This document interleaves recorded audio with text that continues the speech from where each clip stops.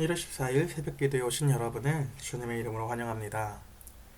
오늘 우리가 함께 살펴볼 하나님의 말씀은 창세기 10장 1절입니다.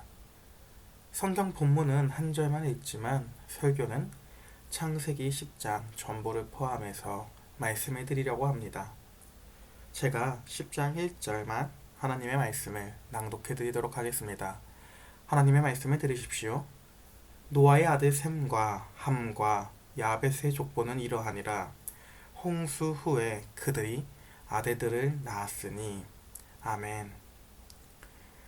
창세기 1장부터 오늘 우리가 함께 살펴본 10장까지는 총 몇 번의 족보가 나오게 되는 것일까요? 3번이 나옵니다. 가장 먼저 창세기 4장에서 아벨을 죽인 가인의 족보가 나옵니다. 그리고 바로 다음 장인 5장에서는 억울하게 죽임당한 아벨 대신에 씨로 주어졌던 셋의 족보가 나옵니다. 그리고 이 셋의 족보 이후 오늘 노아의 족보가 나오게 됩니다. 그렇다면 성경에서는 왜 이렇게 족보가 나오게 되는 것일까요? 이 족보가 보여주는 의미들은 각각 다릅니다. 가장 먼저 창세기 4장에서 나오는 가인의 족보에서는 아담의 범죄가 확산이 되는 모습을 보여주고 있습니다. 그리고 바로 5장에서 나오는 셋의 족보에서는 가인의 족보와 달리 죽음으로만 끝나지 않습니다. 하나님과 동행했던 죽음을 보지 않는 에녹의 이야기가 등장합니다. 또 이는 죽어야만 하는 인간들에게 생명이 있게 된다는 소망을 보여주고 있는 것입니다. 그렇다면 이제 세 번째로 나오는 오늘 본문인 노아의 족보는 무엇을 보여주고 있는 것일까요? 바로 지금 우리가 살아가는 모든 인류의 후손들이 노아의 아들들로 인해 만들어지게 되는 것을 보여줍니다. 이 노아의 족보는 하나님의 섭리로 인해 인류가 다시금 보존되는 것을 보여줍니다. 그리고 하나님께서 열심을 내어주셔서 죄로 인해 죽어있던 인류를 다시금 살리시는 이야기를 오늘 족보가 보여주고 있는 것입니다.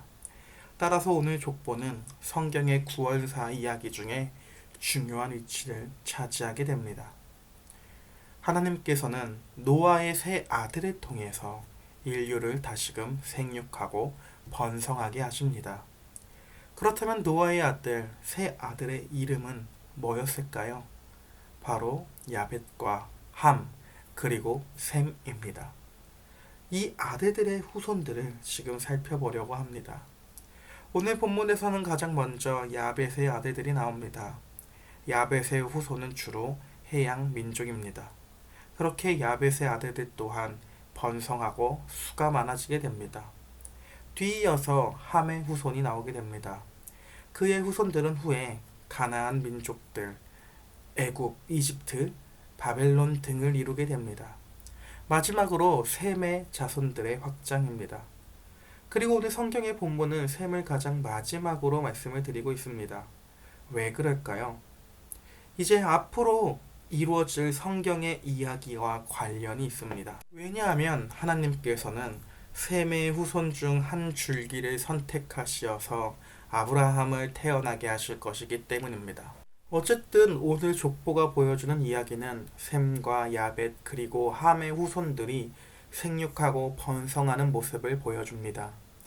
이전에 인류는 홍수로 인해 모두가 죽었습니다. 그러나 오늘 본문을 통해 심판받은 인류가 하나님의 은혜로 다시금 회복되는 모습을 보여주고 있는 것입니다. 따라서 오늘 본문의 마지막 절인 32절에 세번역 본문은 이들의 각 종족의 족보를 따라 갈라져 나간 노아의 자손 종족이다. 홍수가 난 뒤에 이 사람들에게서 여러 민족이 나와서 세상으로 퍼져나갔다라고 말합니다. 이는 결국 창세기 1장에서 하나님께서 아담에게 명령하신 생육하고 번성하라는 하나님의 문화 명령을 하나님께서 스스로 이루시는 것을 보여주고 있는 것입니다. 사람들이 세상 가운데에 퍼져나가서 살아갑니다. 그리고 이후 창세기의 이야기에서 하나님께서는 한 사람을 선택하시고 그를 복의 근원이라고 부릅니다. 구약에서 이 인물은 바로 셈의 후손인 아브라함입니다. 오늘 족보의 이야기는 결국 아브라함이라고 하는 은혜의 이야기를 숨겨진 보물처럼 담고 있습니다.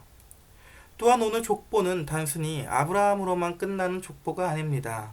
결국 이 족보의 이야기는 어디까지 귀결이 될까요? 바로 마태복음 1장과 누가복음 3장에 나오는 예수 그리스도의 족보까지 이어집니다. 이 두 개의 족보 중 특히 누가복음 3장은 예수 그리스도의 족보를 거꾸로 올라갑니다. 따라서 누가복음 3장 36절은 다음처럼 말합니다. 그 위는 가인하니요, 그 위는 아박사이요, 그 위는 셈이요, 그 위는 노아요, 그 위는 레멕이요 라고. 사랑하는 여러분, 그러나 여기서 이제 한 가지 문제가 있습니다. 우리는 이 족보에 육체적으로 포함이 된 존재일까요? 우리는 혈통적으로 셈의 족보에서 태어난 민족일까요? 아마도 민족적으로 우리는 셈의 족보는 아닙니다. 그러나 우리는 어떻게 셈의 족보 안에 포함이 되어서 우리도 아브라함의 후손이 될 수 있는 것일까요? 이에 대해서 신약 성경에서 세례 요한은 누가복음 3장 8절로 9절에서 다음처럼 말합니다. 예수님의 족보가 나오기 전에 있는 본문입니다. 제가 읽어드리겠습니다. 독사의 자식들아, 속으로 아브라함이 우리 조상이라 말하지 말라. 내가 너희에게 이르노니 하나님이 능히 이 돌들로도 아브라함의 자손이 되게 하시리라. 즉 하나님께서는 이 돌들로도, 이 돌들을 가지고서 아브라함의 자손이 되게 할 수 있다라고 세례 요한은 말하고 있습니다. 이는 결국 구원이라고 하는 것은 혈통으로 주어지는 것이 아닙니다. 그렇다면 구원은 어떤 사람들에게 주어지는 것일까요?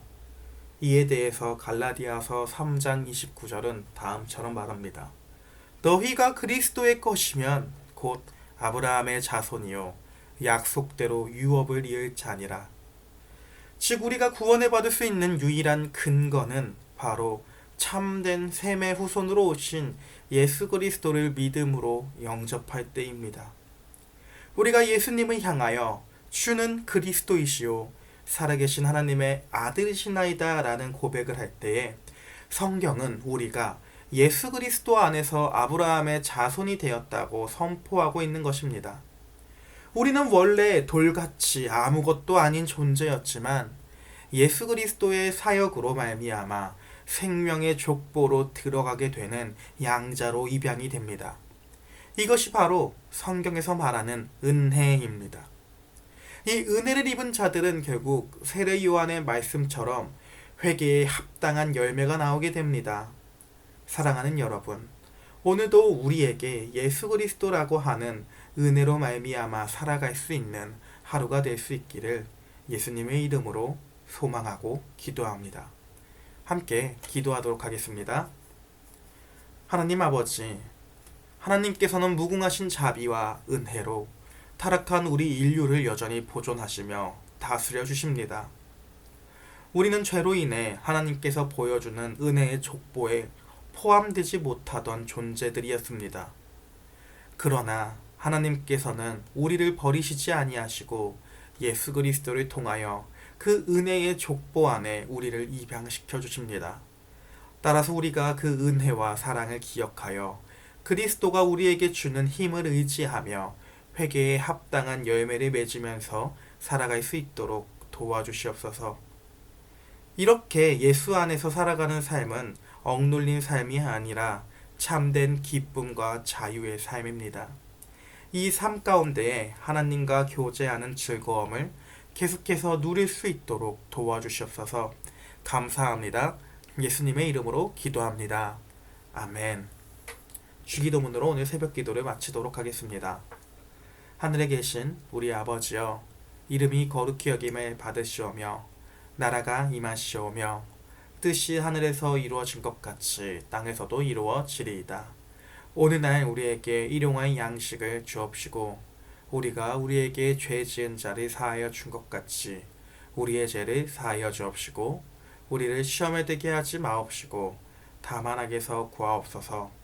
대개 나라와 권세와 영광이 아버지께 영원히 싸움나이다. 아멘.